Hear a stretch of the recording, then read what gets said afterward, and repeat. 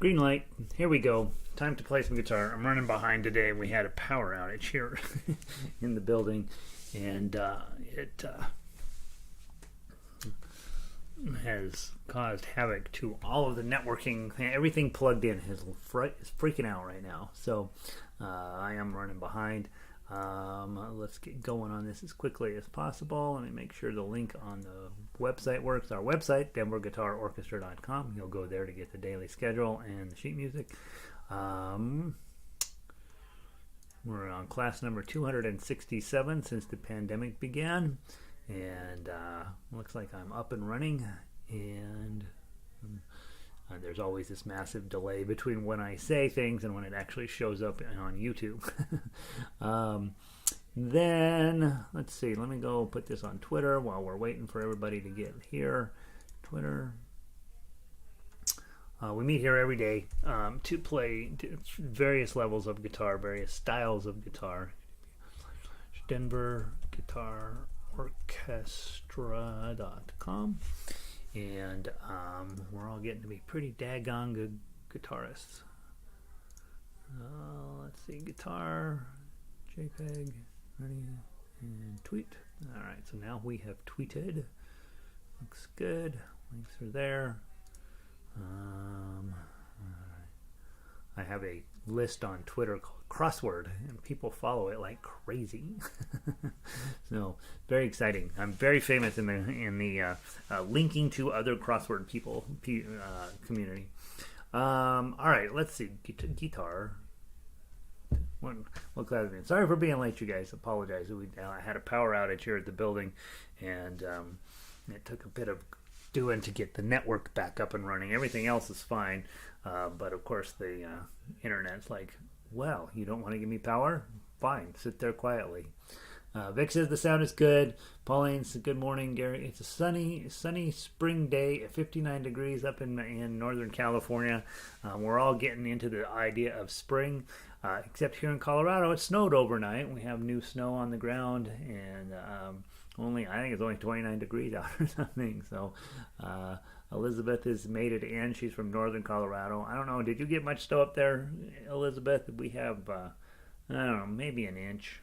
Maybe, it's hard to, it's always a little bit confusing how they measure that. But, yeah, we have a little bit going. Let's see. All right. Today, we are going to be playing Segovia's pattern, as always, Farmer in the Dell, A-Tisket, A-Tasket, which we may make short work of, Danny Boy, which which takes a little while, and then yesterday, if I remember right, we did Moorish Dance in lesson 61. No. We did Torito and Moorish Dance. So today we'll try to play something other than those two. All right. Let's grab Segovia Scales first. Let's get that going. Make sure I'm tuned up.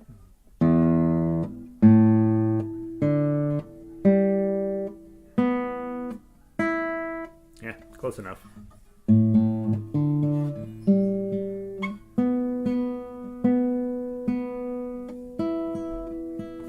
One of them's a little off. Not too bad. We can live with it. All right, let's go with Segovia's pattern. Today is Tuesday, right? What is today? Is today Tuesday? Today's Tuesday. So that's, Mondays I like to do I am. On Tuesdays I like to do middle ring, or M.A. is how they say it in classical guitar. Less than an inch, had 11 squirrels eating seeds this morning. 11 squirrels on her feeder. It sounds like it's becoming an issue up there, Elizabeth. All right, nice and slow. Segovia key of C. 1, 2, 3, 4.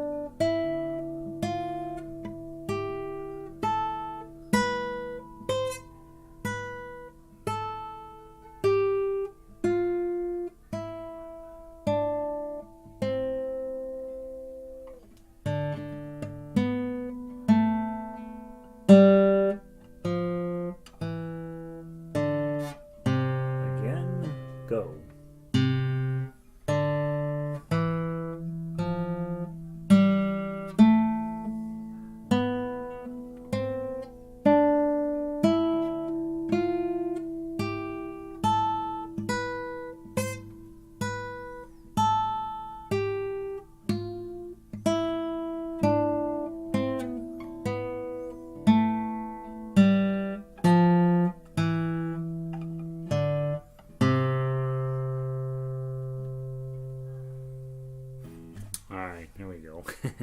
Those are definitely the two most challenging of the week. And Monday, middle and ring. All right, beautiful. All right, keeps us excited.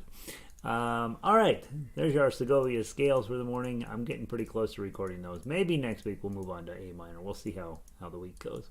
Let's go play Farmer in the Dell. Remember yesterday we talked extensively about this being a piece that starts you on your fingerstyle journey, and it's a dumb song, but you play the first verse and you play the last verse. The first verse is okay, Farmer in the Dell, hi ho the dairy, farmer in the Dell. So we're celebrating the farmer. Then there's all this nonsense about who takes what, and then at the end, the best line, the cheese stands alone, the cheese stands alone, hi ho the dairy, the cheese stands alone. If you don't know any of the other intervening verses, you'd be like, what is Farmer Dell must be a dairy farmer. And so I feel confident at some point some cheese company out there somewhere has used this song. So first let's grab our chord. A chord is A. Remember, with A chord you want to focus your root note on the 5th string. If you hit the 6th string, it's not the end of the world, but you'd rather not. Let's play it twice through. One time plucking, 2, 3, 4, 1, and then the second time, take your index finger down, up, the farmer in the dell, the farmer in the dell, like that. Let's try that. And play a little louder when you strum that way. 1, 2. The farmer in the dell, the farmer in the dell. Hi ho the dairy o, the farmer in the dell. The cheese stands alone, the cheese stands alone. Hi ho the dairy o, the cheese stands alone. What I like to do when I'm using that style with my index finger going down and hitting the top of my nail, at the end, I like to take all 4 fingers, and that's very flamenco kind of inspired strum. Take all of your fingers and try to have each finger be just lagging just a tiny bit behind the other finger, right?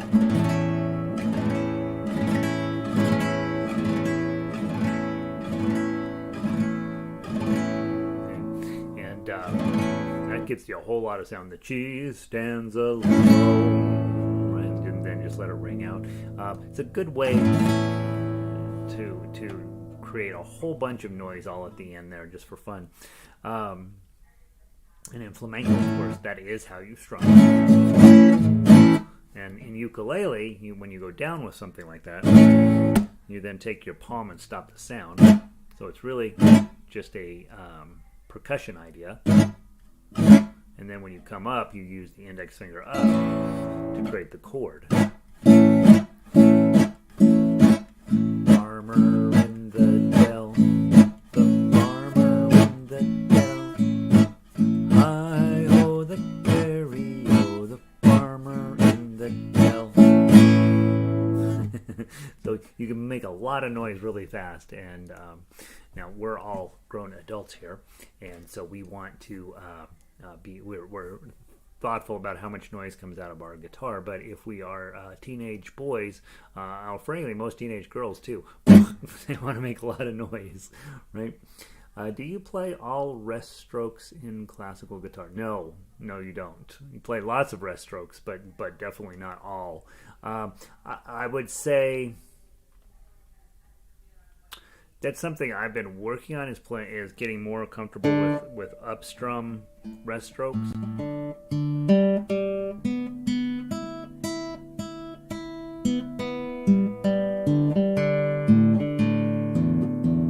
But I would say I feel very confident that all is not the correct way to think about that, especially when you're thinking about arpeggio picking.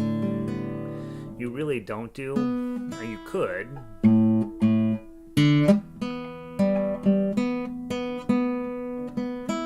But I don't think you do I think most of the time when you're playing arpeggio patterns, you're mostly playing free strokes. It's a great question, Elizabeth. I think I'll dive into it a little bit more about if there are any sort of guidelines as to when a rest stroke would be preferred over a free stroke. I think we work on rest stroke a lot because it's louder and has a little more defined nature to it, right? Bing, bing, bing, bing. Whereas free stroke doesn't have quite the energy in it. But I'd say it's a pretty good mixture. I'm betting, but let me dive into that a little bit. I'll go read up a little bit. You read up a little bit, and let's see if we can come up with any guidelines as to when free stroke versus rest stroke. Arlo made it in. He's been on the west side of town. 4 or 5 inches of snow out there. All right. So over on the west side of town, we had a pretty decent snow. Yeah, we only had about a half an inch maybe in some areas down here in downtown. Welcome, Arlo. All right. Those are the chords. Let's play the melody. Again, grab your A chord. We're only going to adjust our ring finger to play the entire melody. 1, 2, or to be counted. 1, 2.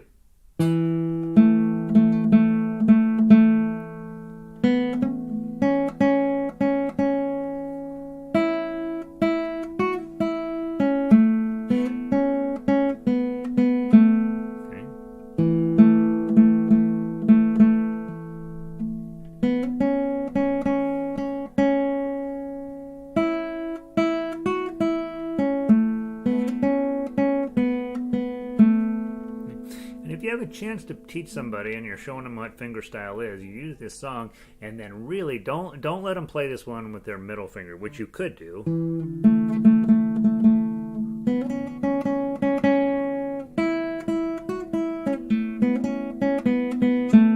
that's what our positional playing would tell us. Hey, we're just going to use our middle finger and play all the twos.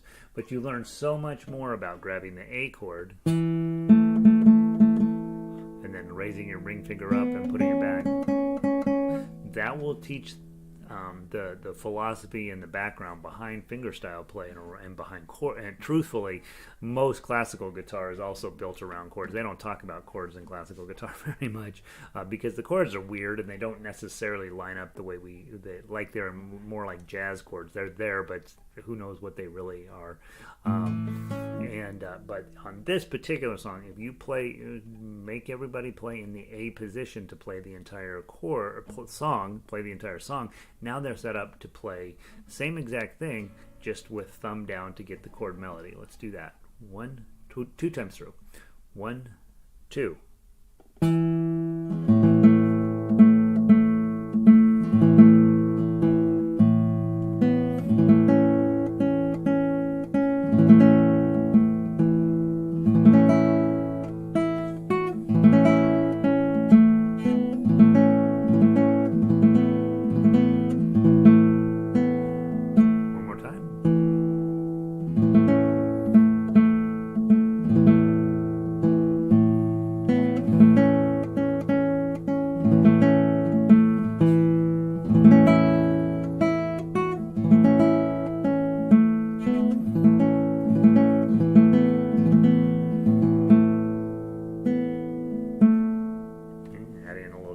In there.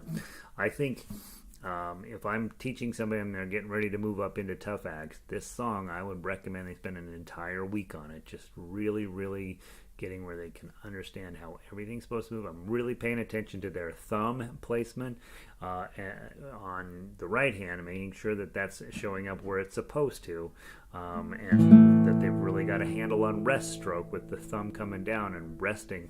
You don't want them pulling away, but you really want that. And then the other thing I'm looking for is over here is that the only thing moving is this ring finger. Obviously, newer players, I'm looking at posture and I'm looking at thumb position. I was teaching an adult last Saturday, and been learning on YouTube, right? Stand right here, thumb right there. It happens every time I start a new adult. That's how they play. That again, there's nothing wrong with playing that way, except that it's way harder, and you're going to end up with way more work on your hands if you put the guitar into proper position and get your thumb where it's supposed to be. A whole bunch of tragedies that are going to happen over here go away. You just have to get used to this weird feeling at first that your guitar is there, but this is a much healthier, much better way to hold your guitar than this way, even though lots and lots and lots and lots and lots of people hold their guitar that way. It's just they're making their lives harder for no reason. Evelyn made it in. Good morning. Yeah, the power went out in the building, which means of course the internet goes out in the building, and it usually takes a bit for it to come back on. When I was getting out of the shower, and all of a sudden the power went out. I thought Donna was playing a trick on me. I want to turn the light off on him while he's in the bathroom. And no, the power to the building went out, which it came back on fairly quickly. But the internet is always like, okay, I have to start from scratch, and it'll be a little while. So yeah, Pele, welcome in. All right, so that's how we play Farmer in the Dell, how we teach Farmer in the Dell, why Farmer in the Dell is important. And so it's a dumb song, but it's something that I think has a lot of value in terms of what it can do to get people up and running playing fingerstyle guitar. We finished book 2 yesterday, so one of the things to be thinking about is, as you are progressing as a guitarist, is, hey, did I play every song in book 2? And by every song I mean every song. Did you play them all? Whether you like them or not, it doesn't matter. Is most of everything in book 2 making sense to me? And then if it is, then obviously you're ready to start focusing in a lot on book 3. And book 3 is the same exact stuff, it's just the songs are better, and because there's a lot more chords in them. And so what happens between book 2 and book 3, book 2, each song just has 2 chords for the most part, and you're learning to change chords quickly, right? Going from A to E to A to E to A to E. You're continuing that journey of learning how to pluck melodies out, which is, in my mind, the most important thing we do in classical and in fingerstyle guitar. And then also in book 2, you're getting comfortable with tough acts. In other words, every single song you've gone through and you've played through them. If you've done all that, then you've probably done enough work in book 2. Book 3, like I say, it's every single thing is the same as book 2. There's only 3 or 4 more chords in book 3 that weren't in book 2. But the songs are a lot more complicated because they have a lot more chords, and also the ones in book 2, because they are 2-chord songs, are relatively predictable in terms of the music theory that's hanging around underneath them, whereas book 3, that we throw that out. And so if a weird chord is in the song, it's a weird chord on your guitar, you have to learn to deal with it. And as you know, those of you guys that are in coming to Monday night, or I'm sorry, Thursday nights, when you know once you get to level 4, man, there's all sorts of difficult stuff you got to deal with that may or may not necessarily line up with the way you think it's supposed to, but that is what the song is. And so that we spend the songs, I think, in book 3 are probably the most fun to play. They're pretty. They're solid songs. I don't put them in book 3 unless I love them. And for the most part, because they're older, the songs make sense, and they're stuck around 100 years or more, and so they're actually beautiful things. If you only ever played out of book 3, you'd probably be a pretty good guitar player. Book 4 adds in a whole new aspect with modern songs and modern thinking around chord theory and that sort of stuff, so it does get much more complicated to play on here. And so I did want to mention, by the way, I have decided to pull a bunch of the music that I am doing in some of the other instruments, notably ukulele and a little bit from harmonica, and I'm going to dramatically increase the size of book 3. I think that's where that's the music I love, and that's the stuff I want you guys to just feel like you can play through. But looks like I'm going to add about 15 songs into book 3 because I'm getting ready to rewrite that this summer, and I want it to be big, so it'll be probably more than 40 songs in there in book 3, and I've at least initially put on a list on the sheet music page on the website of the stuff I'm thinking about adding, and then of course I'll go through and clean up all of the sheet music in those songs. So right now it's sitting in 42 songs that'll end up in book 3. I may add in 1 or 2 more, but I want it to be a nice big book where really you could sit down and just play that. Book 2 is still really an instructional book, and book 3 is going to be crazy how solid. I think how solid of a guitar player you'll be coming out of that. Don't get a ton of people that go ahead and finish up book 3, right? Usually by the time they're in book 3, they're like, well, I want to be in book 4. But I do think for those of you who are trying to work through a program and trying to just build yourself where you don't have any gaps in your learning, I want book 3 to be that place where you're like, all right, I can play anything now. All right, A-Tisket, A-Tasket. Let's go take a peek at that. A chord, we were just working on it, right? And then you switch to E7. What I talk about in book 2 is that it's a whole lot of book 1 with just a little bit more interesting chords. So now you're talking about how to get to A, get to E7. You just drop your index finger 1 string and slide it back, and then you're going to add your E chord on, but just leave your ring finger up. Okay? And then again, not the world's greatest song, but you're learning on getting from the learning point here is A, E7, A. And if you sat at your kitchen table or your couch and just went A, E7, A, E7, A, and you did that for about an hour, that would be time well spent, so that your hand knows, and that's going to happen. A-Tisket, A-Tasket, a green and yellow basket. I wrote a letter to my love, and on the way I dropped it, I dropped it, I dropped it. On the way I dropped it, a little girl, she picked it up and put it in her pocket. Right? And so again, the main learning point is A, E7, A. The second learning point is making sure you're continuing your adventures with your right hand. Play this song with your thumb, play it with your claw, and then as it's in 4/4, you can also play it as an arpeggio. A-Tisket, A-Tasket, a green and yellow basket. I wrote a letter to love, and on the way I dropped it. Right, and that sounds really good. That's an 8-beat arpeggio where you're going all 4 fingers, thumb, index, middle, ring, twice in every measure. 1, 2, 3, 4, 1, 2, 3, 4. With that, I tend to like to make sure my thumb is on the A string when I'm playing the A chord, and my thumb is on the E string when I'm playing the E chords.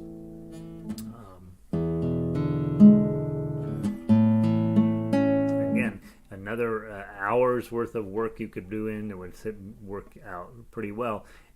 Do your arpeggio on A, switch your chord and start it on E.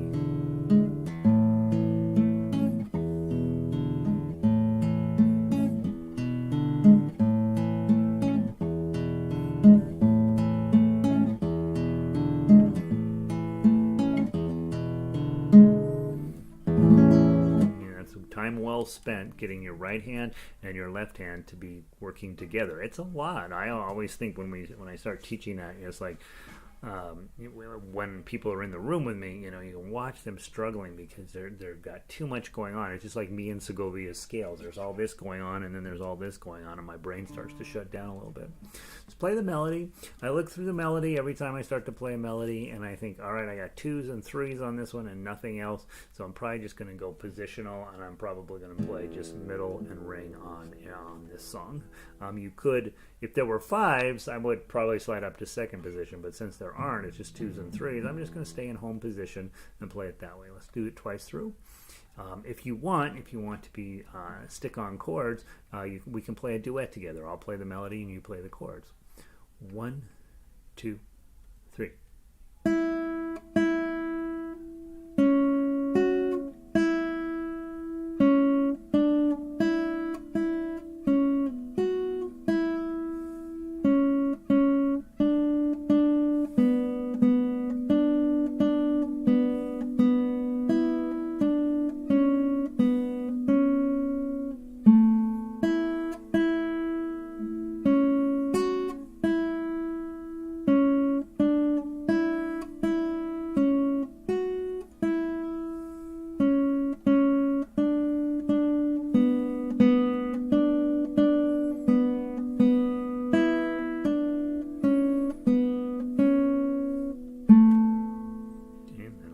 strumming.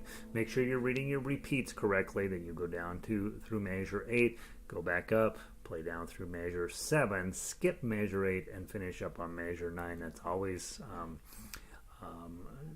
when we're beginning books 1 and book 2, and honestly into book 4, reading the repeats becomes one of the activities you need to do prior to starting a song. Is where am I going to go? How am I going to play this? Make yourself notes. At the end of measure 8, you write to number 1, right? Maybe at the end of number 7, you've got a yellow line saying, all right, make sure the second time you come around, you skip this one. Make yourself some notes on your sheet music so that you will not have to think about it subsequently. All right, and then we put the thing together as a tough axe piece. Again, this is pretty straightforward till you get to the E's, and then you got a problem. So let's talk about that. Let's go to the grab your A chord, hit the 0 at the beginning, and then you're going to strum the full A chord. Okay, then you hit the 2. You're already holding that down.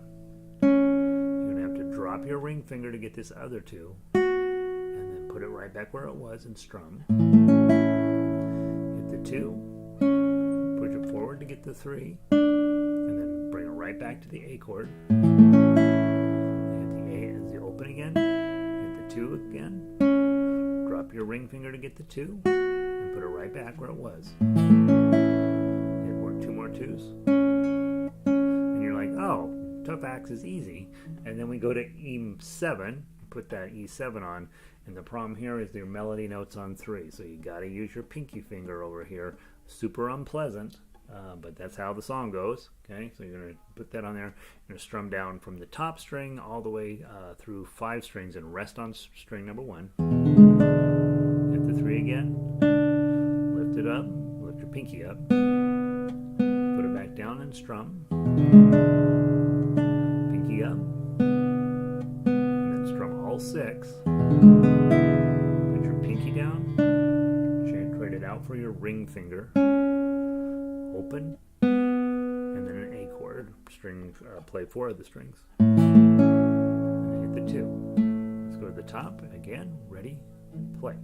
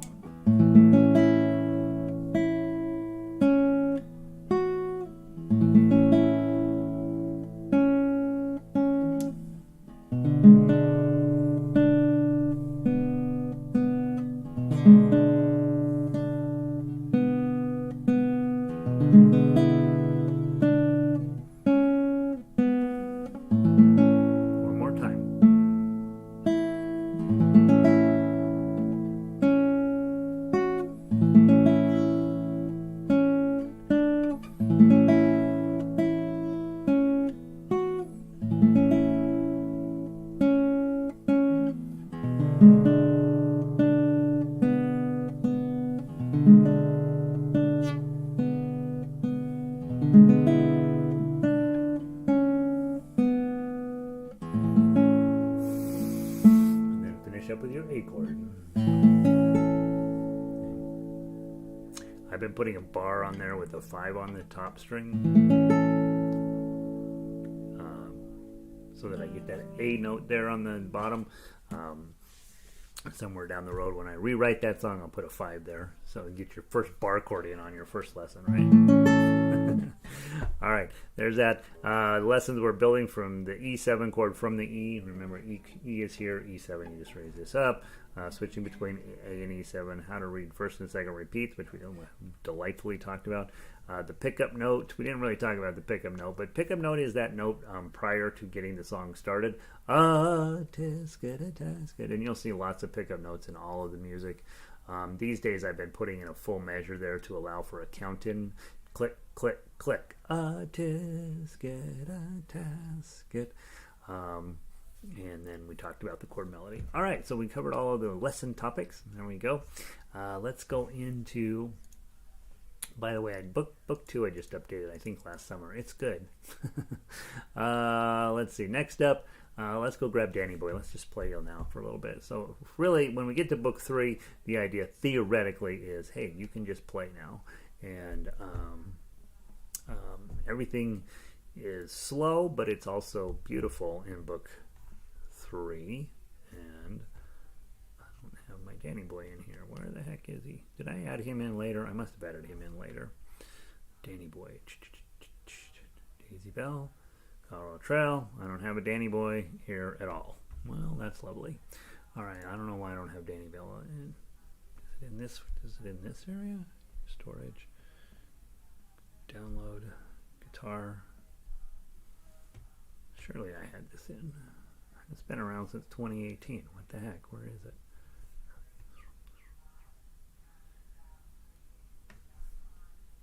Oh, it must have been originally in book 4. Maybe that's where it is.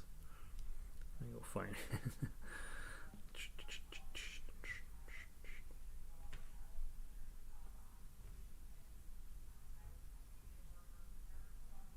There it is. All right, sorry guys. It was originally a book 4 song, and then I realized, hey, it's public domain. Let's lay it out on the internet. All right, A chords, D chords, and E7. Okay, play it any way you like. If you want to play melody, play melody. If you want to play chords, play chords. And if you want to play tough acts, which is what you should want to play, play that. And let's see how it goes. Nice and slow. It has a 1 beat count in, but I'm going to give you a 5 beat count in. 1, 2, 3, 4, go.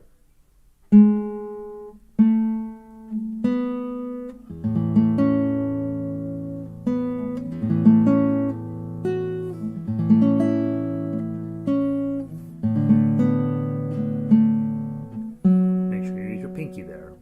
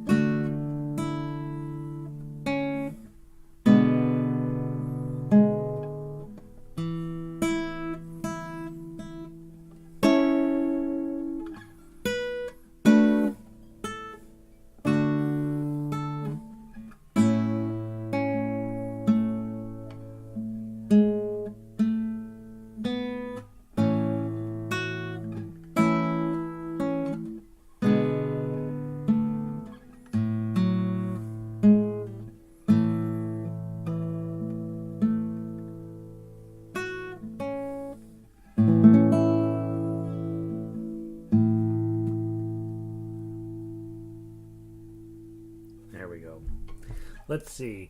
Yep, Pele, you have the right version. January 28th, 2018. That's the version I have as well.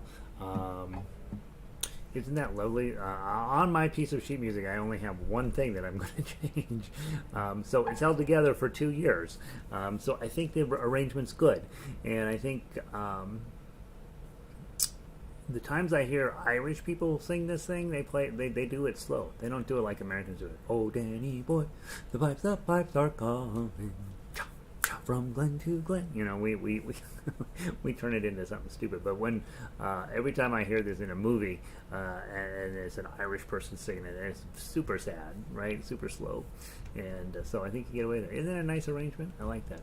Guys, I'm going to pull the plug on it today. We didn't get to any of the classical stuff today, but that's okay. That's okay. So tomorrow, hopefully, we'll get to it. Tomorrow, let's see. I just played Danny Boy really well, so I'm like, all right, just get out. Tomorrow we'll have Segovia, Farmer. We'll start a little bit better on time, and then we can get some other stuff in. Tomorrow's Ain't Gonna Rain No More. No, it ain't gonna rain no more, no more. Down by the Riverside, and then let's see, book 1, book 2, book 3, and then we'll try to get in either Exercise 13 or Prelude number 9, or we'll try to get in Exercise 13 and Prelude number 9. So we'll try to do 1, 2, 3, 4, 5 songs plus the Segovia pattern tomorrow. We'll see if we can squish them all in. I'll talk less and we'll play faster. How about that? Hope you guys are having a wonderful day wherever you are. And it sounds like Pauline is winning. She's got the best weather of anybody, I think. And there we go. One of the things also, guys, people feel like, oh, Danny Boy, I've heard that so much, I'm sick of it. Don't be sick of it. On classical guitar, on any guitar, playing that just like we just played it, people will be like, golly, you're a good player. They don't necessarily want to hear the song either, but it gives you a chance to really showcase what you can do, and so really pretty. Pauline, Ellen, Vic, Pele, Arlo, Elizabeth, is that everybody? And Nancy. Always a few of you sneaking around in the background. I don't know you're there. Glad you're here. Thank you for stopping in.